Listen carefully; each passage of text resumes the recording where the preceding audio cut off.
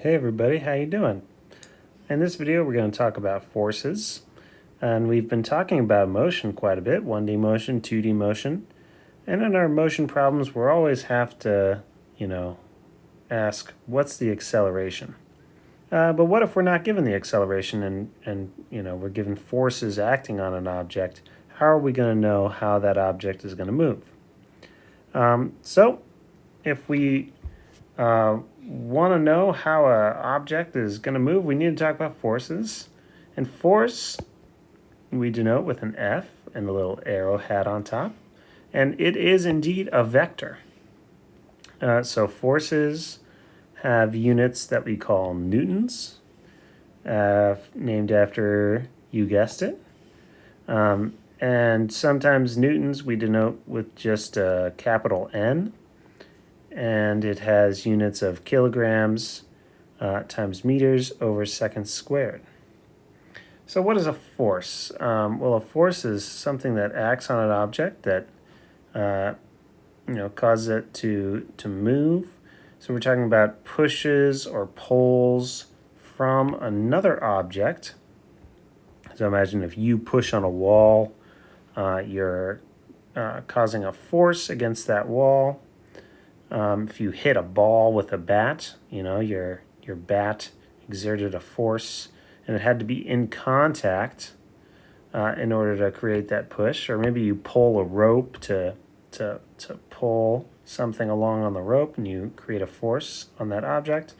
So all forces generally come from objects that are in contact with one another, one object acting on another. But there are also some long-range forces.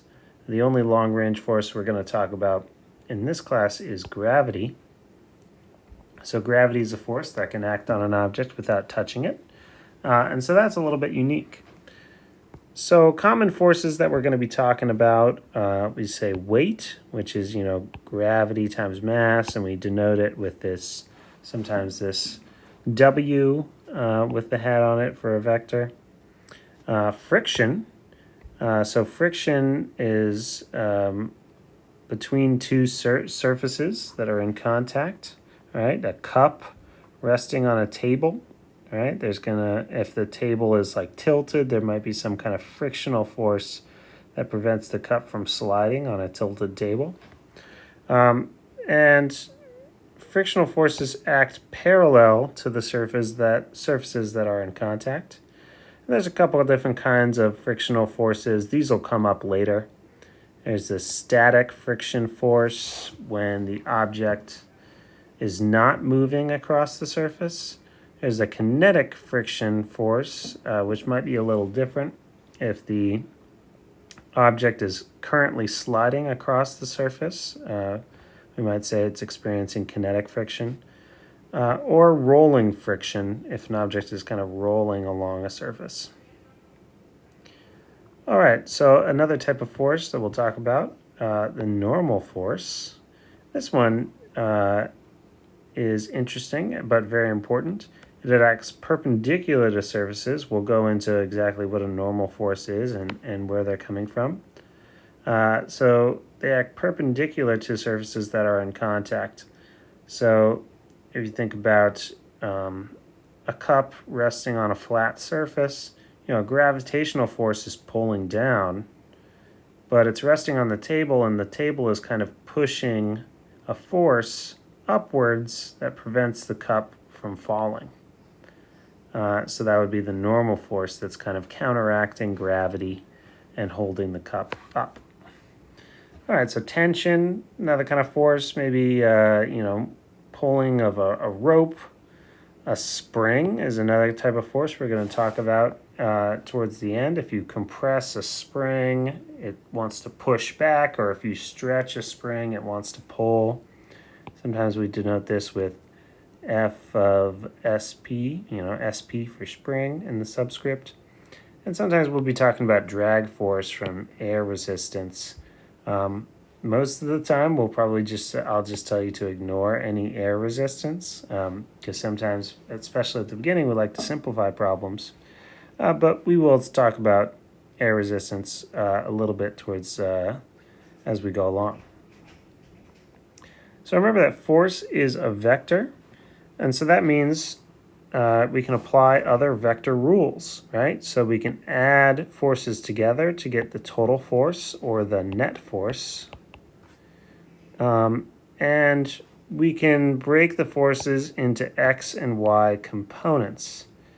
So for instance, if there's a mass here and there's one force F1 that's causing 10 newtons in the positive x direction, and there's another force F2 acting on the same object going negative, applying negative 5 newtons in the x direction, so in the opposite direction. To get the total force on that object, you would simply add those forces together, and the net force on the object would be 5 newtons in the positive x direction. All right, and like I mentioned, you can break a force into x and y components. For instance, if there's some kind of tension force, let's say, pulling on this ball, and it's at an angle theta to the horizontal, you can break that force into its f components and its y components and its x components. All right. So one of the tools that we'll almost always start with or will, ask you to first generate is something called a free body diagram. So you might be given a word problem about forces acting on an object, and one of the first things that is useful to do is to draw a free body diagram. A free body diagram is a way to visualize and kind of catalog the forces that are acting on an object. And it's really the first step that you need to take in order to understand how an object will respond to the forces on it. So I kind of have two examples here, a block at rest on a table. So we have this picture. We draw a picture of our block resting on a table. Now we want to draw a free body diagram. Well, in our free body diagram, what we need is a coordinate system. So we'll draw our coordinate system. It will indicate which direction is positive.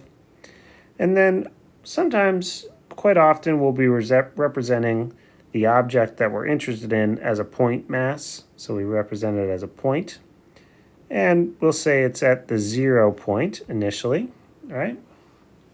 And then we'll draw vectors of the forces that are acting on this table. So gravity is pulling this block downwards, right?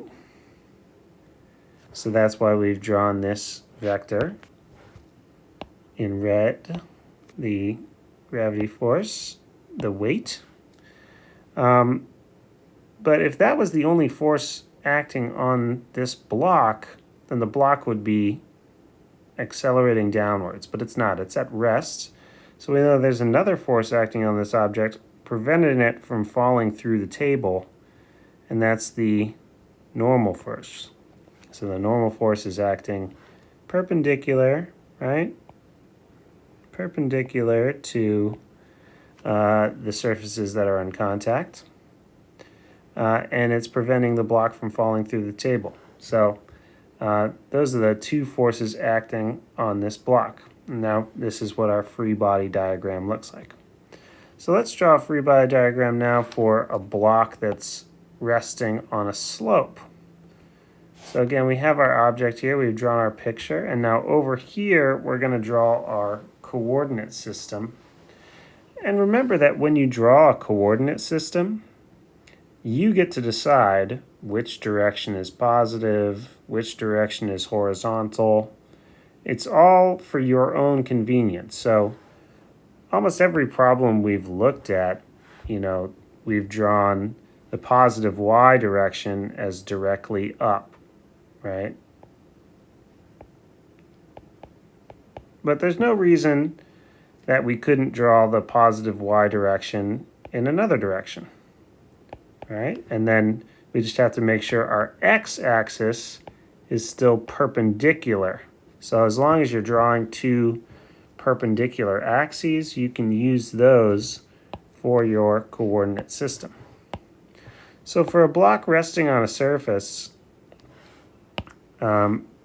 it's actually convenient to draw a coordinate system that's actually parallel and perpendicular to this surface. So we'll draw our x-axis as parallel to the surface and our y-axis as perpendicular to that surface. And remember, we're assuming the block is behaving as a point mass, so we draw it as a point at the origin. And now we're going to draw our forces, right? So we draw our forces to represent the forces acting on this object as vectors. Where do they fall on this free body diagram? Well, the weight is pointing straight down. It's always going to be perpendicular with gravity, or sorry, parallel to gravity. The weight is going straight downwards, but notice that that's not aligned with the axes we've drawn. So that's interesting. So the normal force, remember we said the normal force is always perpendicular to the surfaces in contact, so it's moving out this way. Right, so the normal force is moving in this direction, which happens to be parallel to our positive y direction. And the frictional force, we said, acts parallel to the surfaces that are in contact, right? And so actually, if you think about why is there friction? Well, if this block is not moving, then there has to be some kind of frictional force preventing it from sliding down. So the frictional force is kind of moving up slope, preventing it from sliding. So like we said before, you can break your vectors into their x and y components.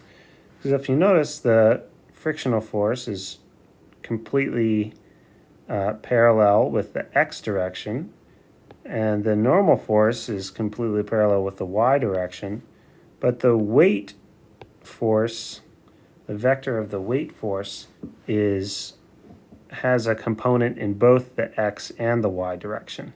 So we can break that up into our x component of the weight. Some of gravity is acting downhill, right? Some of gravity is going to want to cause it to slide this way, and some of gravity is pushing it into the hill. So some of gravity is acting in this direction. So you could break those into their respective components. So now that we have that free body diagram, once you have that, you're going to see it's going to be pretty useful to then start analyzing how objects move. Now about that. Okay, so we're going to get into some of Newton's laws here. So Newton's first law, a body at rest remains at rest, or if it's in motion, it remains in motion at a constant velocity unless it's acted on by a net external force.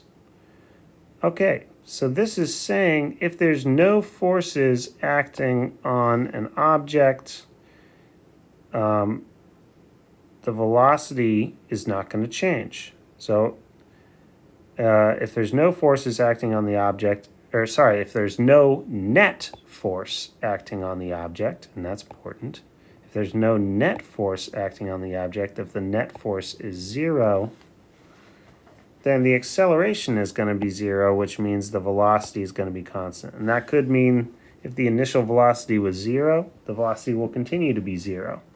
But if the initial velocity is, 10 meters per second, and there's no net forces, that net force is 0 on that object, it's going to continue to be moving at 10 meters per second. So think about, an ice skater moving on super low friction, frictionless ice, just sliding.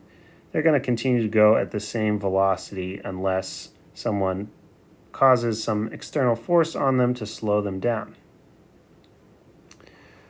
All right, so that's interesting. What if there is a net external force? What if F net is not equal to 0? And well, before we get there, let me go back to this point where I almost kind of misspoke. If there are forces acting on an object, does that mean that the velocity will change? Can there be forces acting on an object and still have the acceleration be 0? Well, there could be, right? What if, an object is experiencing, 10 newtons in the negative y direction, and it's also experiencing another force that causes 10 newtons in the opposite direction? Well, then if you add those together, and if the net force is 0, then the acceleration will still be 0.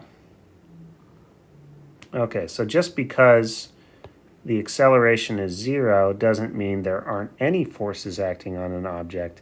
It just means the net force is equal to 0. All right, so on to Newton's second law. What if there is a net force on an object? Well, then the acceleration of a system or object is going to be proportional to and in the same direction of the net force acting on that system or object. And the acceleration is going to be inversely proportional to the system's mass. So you've probably heard the equation F equals ma. More precisely, the net force is equal to the mass times the acceleration. And these are vectors, remember? So the net force vector is equal to the mass times the acceleration vector.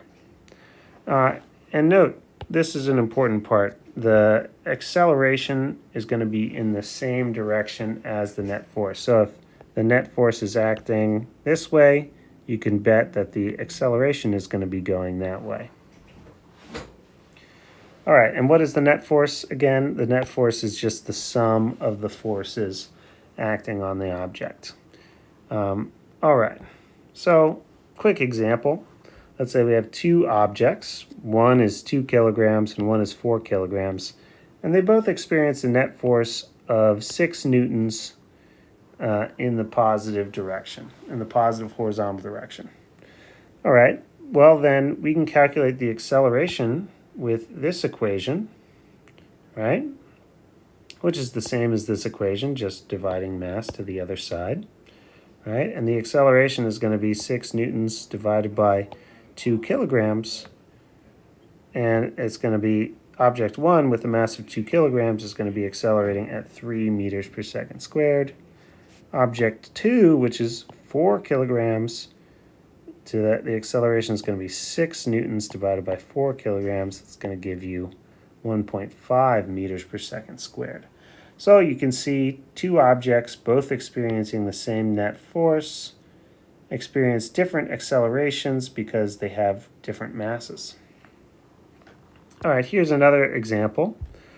A 5 kilogram object is experiencing 10 newtons in the positive horizontal direction and negative 6 newtons in the vertical direction. So what is its acceleration? So remember, acceleration is a vector and so is force. And so you can add up the components of the acceleration by looking at the components of the force. So 10 newtons in the I direction divided by the mass is going to give you the acceleration in the x direction. And negative 6 newtons in the j direction divided by the mass is going to give you the acceleration in the y direction. So this is going to be the acceleration written in component form, 2 meters per second squared times unit vector I, negative 2 meters per second squared times unit vector j. And if you wanted to find the magnitude of the acceleration, you could, take the square root of the sum of the squares, right? And this is Pythagorean's theorem. And we find that the magnitude of the acceleration in the direction that it's accelerating is 2.33 meters per second squared. All right, and so this is just to visualize what that vector looks like if it's moving 10 to the right and 6 down. This is what the net force vector looks like. And then the acceleration is going to be moving, like we said, in that same direction as the net force vector. Okay, so before we talked about independence of motion for velocity, right? Your velocity in the y direction does not affect your velocity in the x direction, right? If you move 100 yards north, you're still at the same place east and west, right? So this independence of motion rule also applies to forces. So just like we can treat motion independently in the x, y, and z directions, you can also calculate the forces independently. And so you can do the sum of the forces in the x direction is going to be equal to the mass times acceleration in the x direction. And the sum of the forces in the y direction is going to be equal to the mass times the acceleration in the y. And same thing if you have a z direction. So that's going to be really, really useful. And sometimes you're going to want to solve a few things at a time, or things one at a time, right? Like if we wanted to look at, a block on a slope, we might look at, and compare the sum of the forces in the x direction. We have weight of the object moving in the x direction compared to the frictional force in the positive x direction, and we might compare those to look at what is the acceleration of the block in the x direction. Because if the sum of for instance, if the sum of the forces, if F net in the x direction were equal to 0, then the block would not be accelerating in the x direction, so it wouldn't be sliding. But if F net was not equal to 0, if it was positive or negative, then it would be accelerating up or down the slope. All right, so that's something we're going to make use of and do some practice problems with fairly shortly. All right, finally, we're going to talk about Newton's third law. So Newton's third law is that a body that exerts a force on another body experiences an equal and opposite force, so with the same magnitude but with an opposite direction. So this is also often referred to as, every action has an equal and opposite reaction. So think about this as, if you push on the wall kind of pushes you back, right? You feel a force being pushed against your arm, just as your arm feels a force pushing against the wall. Or for instance, if you wanted to jump, you kind of want your acceleration to go upwards in the y direction, but you have to push down off of the earth, right? So you push down on the earth, you cause a force downwards on the earth, and the earth causes an upwards force against you and forces you to move upwards. All right, so we're going to see a couple examples of this in class. But yeah, now we've gone through Newton's laws, and now we're doing some real physics, and we're going to have some fun with this. So thanks for listening. See you in class.